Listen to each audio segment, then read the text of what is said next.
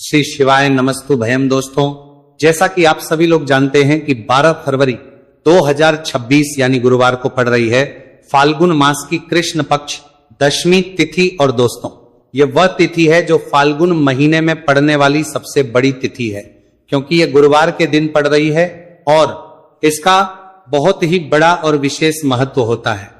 पूज्य गुरु जी ने कहा है कि अगर कभी भी मौका लग जाए और फाल्गुन महीने की दशमी तिथि गुरुवार को पड़ जाए तो आप लोगों को 7 चने की दाल वाला उपाय तो अवश्य ही करना चाहिए। इन दोनों का संयोग बहुत कम आता है।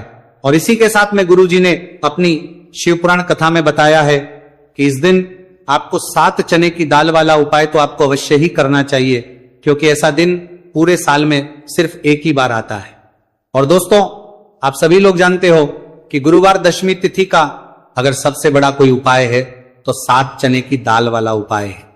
तो दोस्तों, इस गुरुवार दशमी तिथि के दिन आप लोगों को इस 7 चने की दाल वाला उपाय को जरूर करना है। बहुत सारे लोग होंगे जिन लोगों ने इस उपाय को ना किया हो, मतलब पूरा साल निकल गया, उन्होंने किसी भी दिन इस 7 चने की दाल वाला उपाय को न किया हो। पर दोस्तों, आपके पास एक आखिरी मौका बचा हुआ है जो कि 12 फरवरी गुरुवार दशमी तिथि के दिन है। तो इस दिन आप लोगों को इस वाले उपाय को जरूर कर लेना है। भले ही आपने महीने भर इस उपाय को ना किया हो, पर अगर आपने इस फाल्गुन महीने के गुरुवार दशमी तिथि के दिन अगर इस वाले उपाय को कर लिया तो आपको इस उपाय को करने का वो फल मिलेगा जिसकी आपने कभी कल्पना भी नहीं करी होगी। इसीलिए आप लोग इस वाले उपाय को एक बार जरूर कर लेना है, ताकि आप लोगों के हाथ से यह मौका ना जा सके और आपको इस उपाय को करने का फल मिल सके। दोस्तों, यह उपाय पंडित जी ने अपनी अभी की ही श्री शिव पुराण की कथा में बताया है, जिस उपाय को आज हम आपको बहुत अच्छे से समझाने वाले हैं। इस वीडियो को देखने के बाद इस उपाय को समझने के लिए आपको कोई और वीडियो को देखने की जरूरत नहीं पड़ेगी। तो चलिए दोस्तों, उपाय को शुरू करते हैं। देखिए, ये इस फाल्गुन महीने के गुरुवार दशमी तिथि के दिन ये इतना खास होता है, इतना महत्वपूर्ण होता है।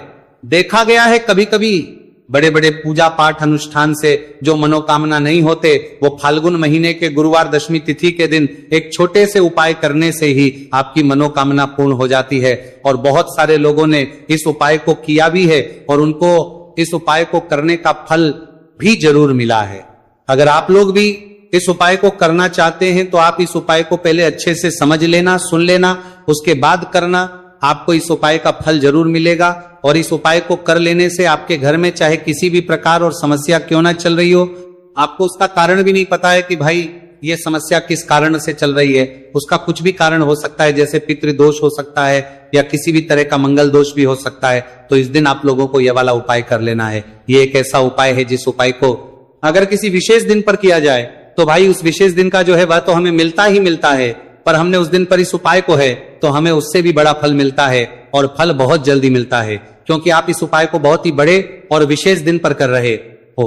तो चलिए अब उपाय के बारे में बात करते हैं, लेकिन उससे पहले आप लोगों को यह जानना आवश्यक है कि आखिर ये उपाय किस समय करना है, किसको करना है और कैसे करना है। तो चलिए हम आगे आपको वीडियो में एक एक करके बता देते हैं। लेकिन उससे पहले अगर आप लोग हमारे चैनल पर बाहर आए हैं या फिर मेरी आवाज आज पहली बार सुन रहे हैं तो हमारे चैनल को सब्सक्राइब जरूर कर लेना और इस वीडियो को लाइक करके कमेंट बॉक्स में श्री शिवाय नमस्तु भयम ओम नमः शिवाय जरूर टाइप कर देना।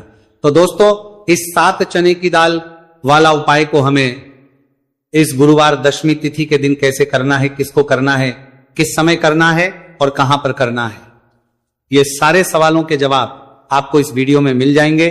और जो ये देखेगा भाई उसको 7 चने की दाल वाला उपाय जरूर करना चाहिए, क्योंकि इस दिन एक चने की दाल का भी बहुत ही बड़ा और विशेष महत्व होता है।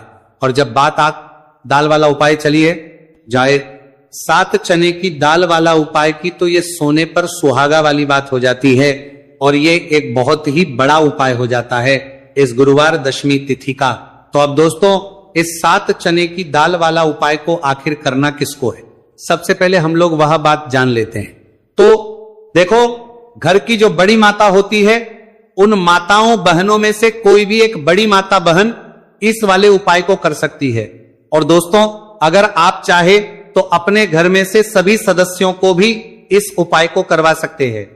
अगर किसी व्यक्ति की खुद की कोई मनोकामना है, खुद की कोई दुख और परेशानी है जो कि वो अपने लिए ही करना चाहता है इस वाले उपाय को, तो वो खुद अपने लिए भी कर सकता है। बाकी अगर कोई घर में से ऐसा है जो कि अपने पूरे घर परिवार की सुख और शांति के लिए यह वाला उपाय करना चाहता है तो भाई वो भी कर सकता है, उसमें भी कोई वाली बात नहीं है।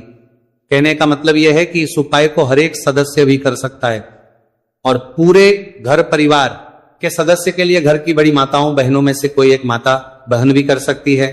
माताएं बहनें अगर घर में उपस्थित ना हो या वह ये वाला उपाय ना कर पा रही हो तो फिर घर का कोई बड़ा सदस्य भी इस 7 चने की दाल वाला उपाय को कर सकता है, चाहे फिर वो पुरुष ही क्यों ना हो, उसमें कोई भी दिक्कत वाली बात नहीं है। अब दोस्तों जो अगला प्रश्न निकल कर आता है वो ये आता है, इस उपाय को लेकर के आखिर इस उपाय को हमें किस समय करना, सुबह के समय करना है कि शाम के समय करना है? तो देखो इस वाले उपाय को आप लोग सुबह के समय भी कर सकते हो और शाम के समय प्रदोष काल में भी कर सकते हो।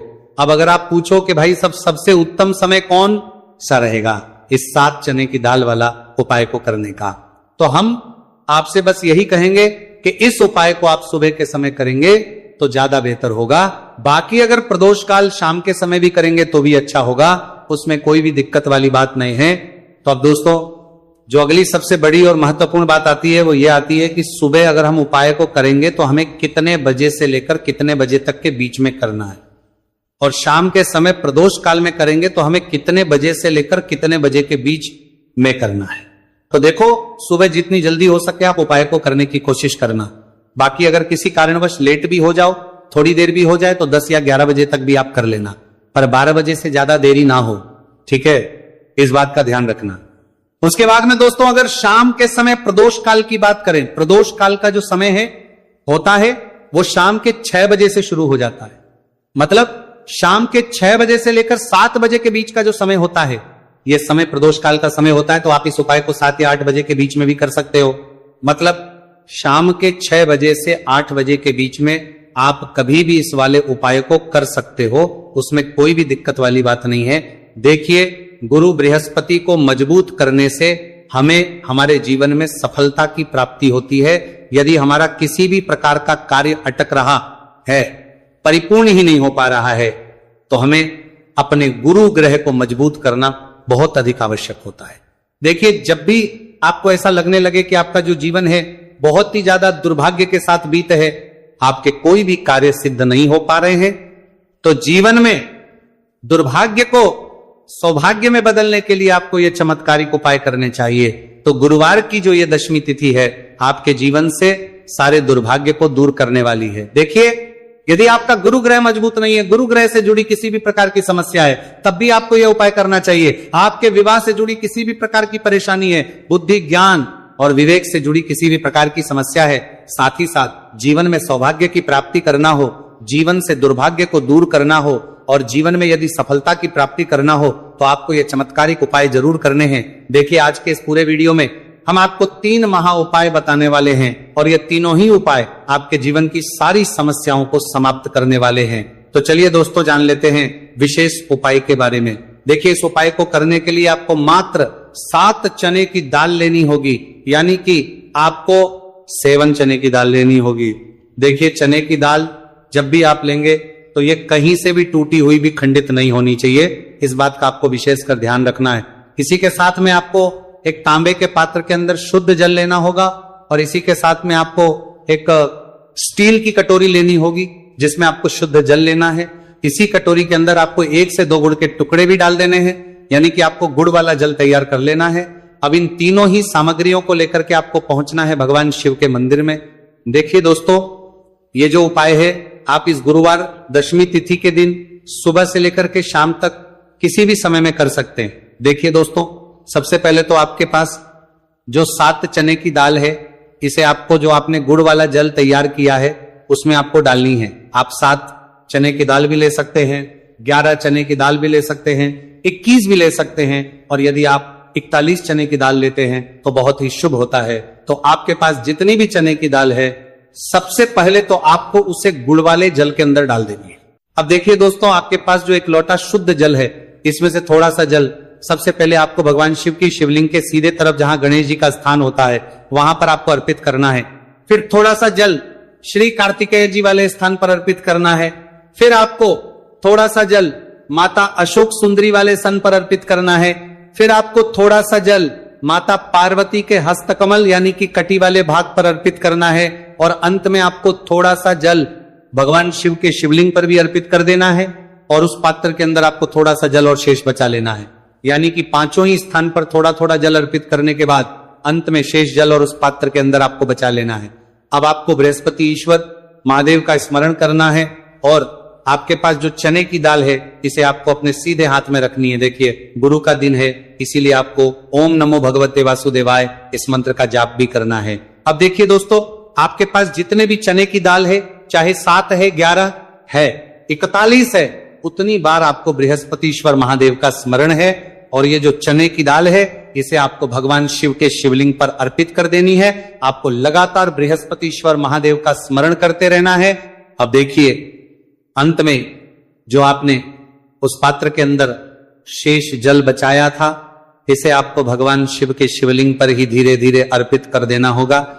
श्री शिवाय नमस्तु भयम इस मंत्र का जाप करते हुए यह उपाय करने मात्र से आपका जो भाग्य है वह स्वर्ण के समान चमकने लगता है। आपके से जो भी दुर्भाग्य है वो दूर होता है। तो इस प्रकार से आपको यह उपाय कर लेना है। यह उपाय आप सुबह से लेकर के शाम तक किसी भी समय में कर सकते हैं। अब दोस्तों हम जान लेते हैं गुरुजी द्वारा बताए गए दूसरे उपाय के बारे में। देखिए इस उपाय को करने के लिए आपको सबसे पहले तो मात्र थोड़ा सा शुद्ध घी लेना होगा। देखिए आपको मात्र आधा चम्मच ही शुद्ध घी लेना है, और इसी के साथ में आपको एक तांबे के पात्र के अंदर आपने ही घर से शुद्ध जल लेना होगा, और इन सभी सामग्रियों को लेकर के आपको भगवान शिव के मंदिर में पहुंच जाना है। आप यह उपाय सुबह से लेकर के शाम तक किसी भी समय में कर सकते हैं। देखिए सबसे पहले तो आपके पास जो एक लोटा शुद्ध जल है इसे आपको धीरे धीरे शिवलिंग पर अर्पित कर देना है। श्री शिवाय नमस्तु भयम इस मंत्र का जाप करते हुए और बृहस्पतिश्वर महादेव का मन में स्मरण करते हुए।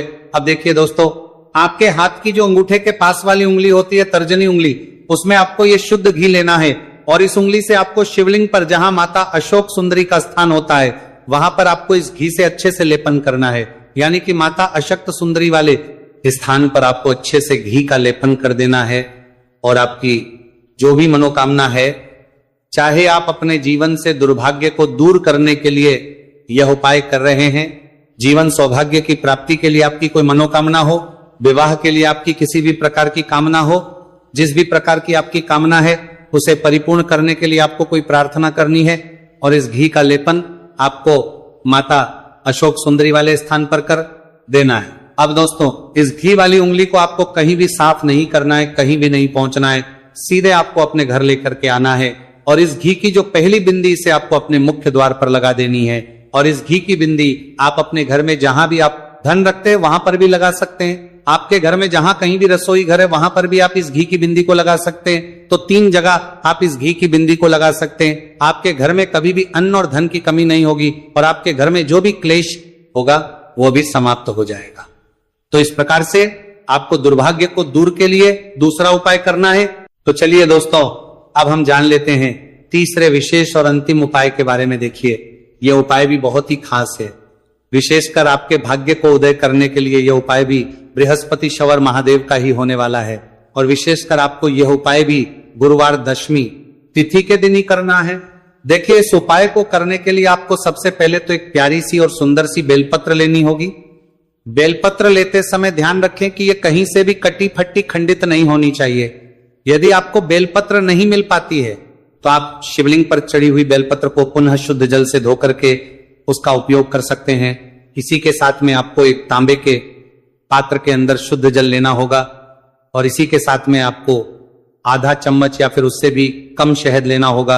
अब दोस्तों मात्र ये तीनों ही सामग्रियां लेकर के आपको पहुंचना है भगवान शिव के मंदिर में। मंदिर पहुंच पाने के बाद आप सभी को पता है कि बेलपत्र में 3 पत्तियां होती हैं, और बेलपत्र की जो ये तीनों पत्तियां जिस डंडी से जुड़ी हुई होती है, उस डंडी पर आपको अपने सीधे हाथ की चींटी उंगली के जो पास वाली उंगली होती है, नामिका उंगली, उससे एक बिंदी लगानी है। यानी कि तीनों पत्तियों को जोड़ने वाली जो डंडी है, केवल उसी पर आपको शहद लगानी है। इसके बाद आपको ये जो बेलपत्र है इससे महादेव शिवलिंग पर अर्पित कर देनी है। श्री शिवाय नमस्तु भयम इस मंत्र का जाप करते हुए देखिए बेलपत्र की जो चिकनी साइड है वह शिवलिंग से स्पर्श होगी और इसकी जो डंडी है वह जलाधारी की ओर रहेगी। इस प्रकार से आपको यह बेलपत्री शिवलिंग पर अर्पित करनी है। अब दोस्तों अंत में जो आपके पास एक लोटा शुद्ध जल है, इसे आपको धीरे धीरे शिवलिंग पर अर्पित करना है। श्री शिवाय नमस्तु भयम, इस मंत्र का लगातार करते हुए देखिए, ये जल आपको एक विशेष प्रकार से समर्पित करना है, यानी कि यह जल आपको 7 बार में समर्पित करना है।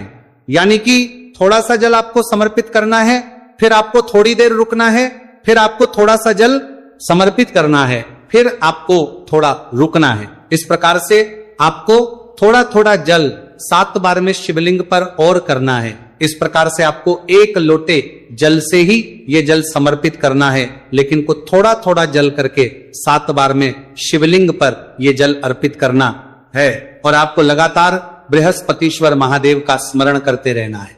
देखिए, जैसे ही ये जल शिवलिंग से होकर के जलाधारी की ओर बह करके आएगा, तो इस जल को आपको अपने सीधे हाथ में लेना है और इस जल का छिड़काव आपको अपने पूरे शरीर पर कर लेना है। बृहस्पति शवरे महादेव का मन में स्मरण करते हुए ये जो उपाय है, आपके भाग्य का उदय करता और आपके जीवन से दुर्भाग्य को दूर करता है। तो बहुत ही आसान सा उपाय है। इस उपाय को भी आप इस गुरुवार की 10वीं तिथि पर करके जरूर देखना, आपको निश्चित ही लाभ होगा। तो दोस्तों